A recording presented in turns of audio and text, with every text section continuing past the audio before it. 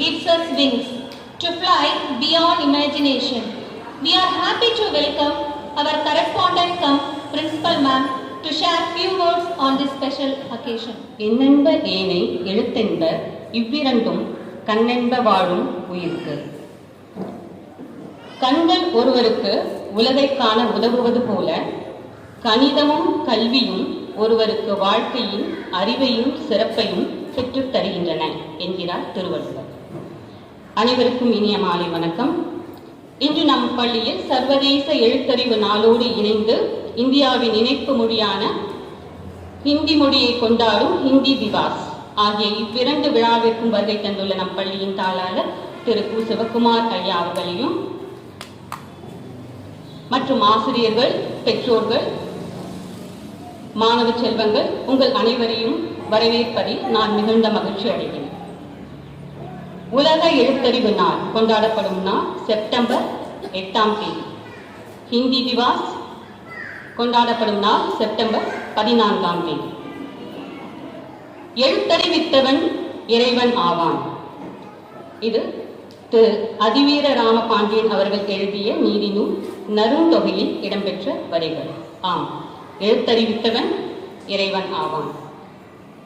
இறைவனுக்கு ஒப்பானவன் யார் என்று கேட்டால் நமக்கு பேச, எழுத, வாசிக்க கற்றுக் கொடுத்த ஆசிரியர் என்றே கூறுவோம். இன்றைக்கு சூழ்நிலையில் எழுத்தறிவு என்பது எவ்வளவு முக்கியமாக உள்ளது என்பதை நாம் உணர வேண்டும். முற்காலத்தில் அந்தணர்கள், பிறகு சத்திரியர்களாகிய அரசர்கள், அதனை அடுத்து வியாபாரம் செய்கின்ற வணிகர்கள், இவர்களுக்கு மட்டுமே கல்வி வழங்கப்பட்டது என்று நாம் கேள்விப்பட்டிருக்கிறோம். மற்றவர்களுக்கு கல்வி தரப்படவில்லை. காலம் மாறிய பிறகு எல்லோருக்கும் கல்வி தேவை என்பதை உணர்ந்து ஏற்றுக்கொண்டோம். இன்னும் சொல்வதாக இருந்தால் முதல் ஆசிரியர் என்று சொல்லப்படுகின்ற சிங்கிஸ் ஐக்மார்த்தவ் என்ற சோவியத் யூனியனை சேர்ந்த நாவலாசிரியர், அவருடைய நாவலில் லெனின் அவர்கள் ரஷ்யாவை பொது உடைமை நாடாக மாற்றியவுடன் செய்த முதல் வேலை அனைவருக்கும் கல்வி என்ற திட்டத்தை கொண்டு வந்து ஊர் ஊராக ஆசிரியர்களை அனுப்பி அவர்களுக்கு கல்வி கற்பிக்க செய்தார். இங்கு இதை செய்த பெருமை யாருக்கு சேரும்? சொல்லாமே. இங்கு இதை செய்த பெருமை, நம் தமிழ்நாட்டில் இது செய்த பெருமை பெருந்தலைவர் காமராஜர். அவர் எல்லா ஊர்களிலும் எல்லா கிராமங்களிலும் பள்ளிகள் ஏற்பட வேண்டும், ஒவ்வொரு கிராமத்திலும் சென்று கல்விகளை புகட்ட வேண்டும் என்பதற்காக ஊர் ஊராக வேன் அனுப்புவார். அந்த வேன்ல இருந்து ஒருத்தர் இறங்குவாரு. அதுல ஒரு சாக்பீஸ் போர்டு, ஒரு சாக்பீஸ் இருக்கும். அங்க இருக்க குழந்தைகளெல்லாம் ஒருங்கிணைத்து அங்க படித்தவர் ஒருவர் இருந்தால் அவரை அழைத்து அவர்களுக்கு குழந்தைகளுக்கு பாடம் கற்பிக்கப்பட்டது. இப்படியாக அவர் கல்வியை எல்லா குழந்தைகளும் எல்லோரும் பெற வேண்டும் என்று முழு முயற்சி எடுத்தவர் திரு காமராஜர் அவர்கள். எழுத்தறிவை பற்றிய விழிப்புணர்வை மக்களிடம் ஏற்படுத்துவதற்காக மற்றும் அனைவருக்கும் கல்வி கிடைக்க வேண்டும் என்பதற்காக யுனெஸ்கோ நவம்பர் 1966 நடந்த 14வது கூட்டத்தில் 1967 முதல் செப்டம்பர் 8ஆம் நாளை சர்வதேச எழுத்தறிவு நாளாக அறிவித்தது. இன்றைய அளவில் நாடு எவ்வளவோ முன்னேற்றங்கள் அடைந்த போதிலும் எத்தனை பேர் முழுமையாக கல்வி கற்றிருக்கிறார்கள் என்றால் அது ஒரு கேள்விக்குறியாகவே உள்ளது. அதாவது தன் பெயரில் கையெழுத்து போட, தாய்மொழியில் பேச, படிக்க, மொழிகளை கூட புரிந்து கொள்ள முடியாமல் எத்தனையோ பேர் இருக்கின்றனர்.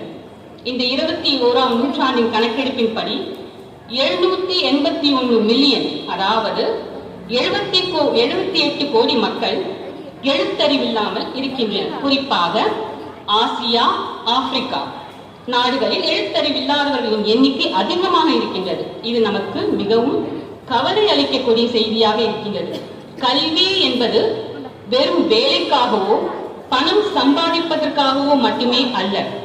ஒன்றை வாசித்து படிக்க, நம் தாய்மொழியில் படிக்க அடிப்படை கல்வி அறிவு தேவை என்பதை அனைவரும் உணர வேண்டும். ஒரு நிகழ்வு, பார்வையற்ற ஒருவர் ஒரு பஸ் ஸ்டாண்ட்ல நிக்கிறாரு. அவருக்கு ஒரு ஊர் போகணும். அந்த ஊருக்கு வழி பஸ்ல படிக்க தெரியல, பார்வையற்றவர். பக்கத்துல வரவங்க போறவங்க கிட்ட எல்லாம் கேட்கிறார், இந்த பஸ் அந்த ஊருக்கு போகுமா, இந்த பஸ் அந்த ஊருக்கு போகுமா அப்படிங்கிறது கேட்டுட்டு இருக்காரு ஒருத்தர் மாத்தி. அவருக்கு அருகில் ஒரு 100 அடி தள்ளி இன்னொருவரும் அதே மாதிரி இந்த ஊருக்கு போகுமா, இந்த ஊருக்கு போகுமா அப்படின்னு அவரு கேட்டுட்டு இருக்காரு.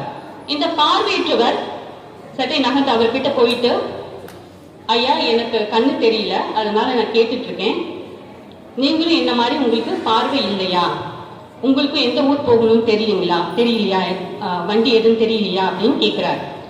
அதற்கு அவர் சொல்றாரு, இல்லைங்க எனக்கு கண்ணுலாம் நல்லா தெரியும், எனக்கு எழுத படிக்க தெரியாது, அதனால நான் கேட்டுட்டு இருக்கேன் அப்படின்னு சொல்றாரு.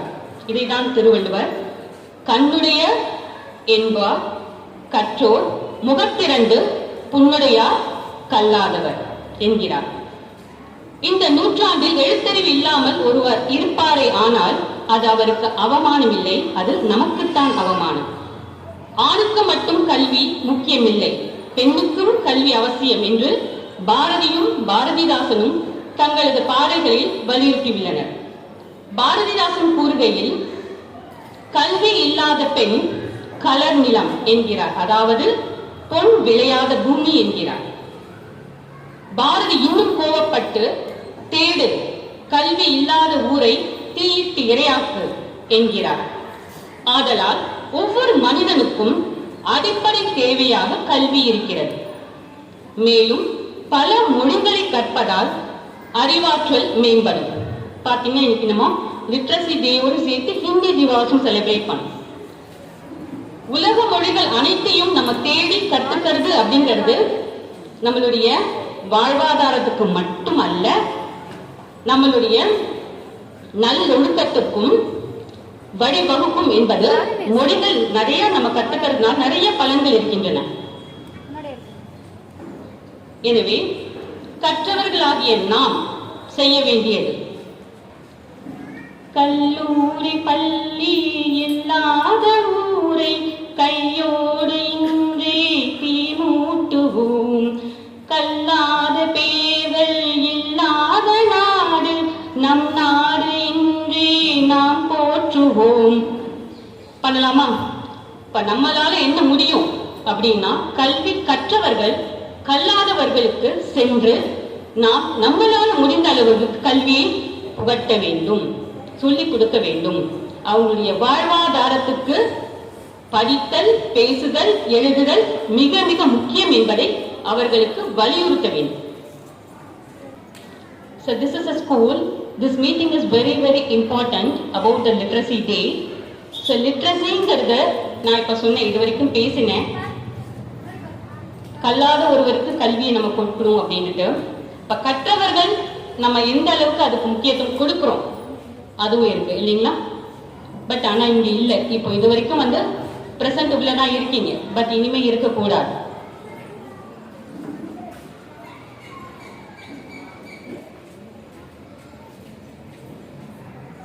இவ்விழாவிற்கு வருகை புரிந்துள்ள அனைவரையும் என் பள்ளியின் சார்பாக நன்றினை தெரிவித்து வரவேற்கிறேன். நன்றி, வணக்கம்.